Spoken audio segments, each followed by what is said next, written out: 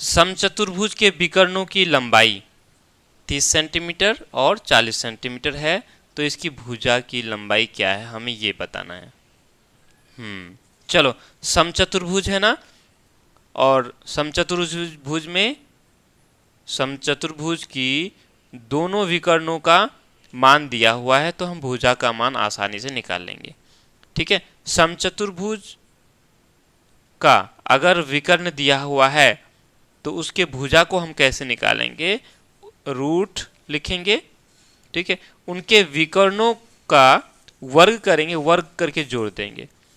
एक विकर्ण है 30 सेंटीमीटर, देखो ऐसे, ये हमारा समचतुर्भुज है। समचतुर्भुज में चारों भुजा आपस में बराबर होता है, और इस तरह से जब हम कोना एक कोण से दूसरे कोण को मिलाएंगे तो ये विकर्ण कहलाता है।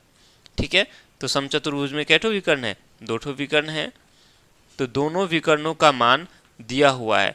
जब दोनों विकर्णों का मान दिया हुआ रहे तो हम उसकी भुजा की लंबाई आसानी से निकाल सकते हैं। उसका तरीका ये है कि दोनों ही विकर्णों का वर्ग करेंगे, यानी 30 सेंटीमीटर है तो 30 का वर्ग करेंगे, और 40 है तो 40 का भी वर्ग करेंगे, और दोनों को जोड़ देंगे रूट के अंदर, और बटा में हम 2 लगा देंगे। ये सूत्र को याद रखना, ठीक है। चलो, तो इस तरह से क्या हो जाएगा, 30 का वर्ग, 30 को 30 से गुना करेंगे तो 3 तिया 9 और 2 ठो 0 हो जाएगा, 4 चौका 16 और 2 ठो 0 यानी 1600, बटा में 2 कर देंगे।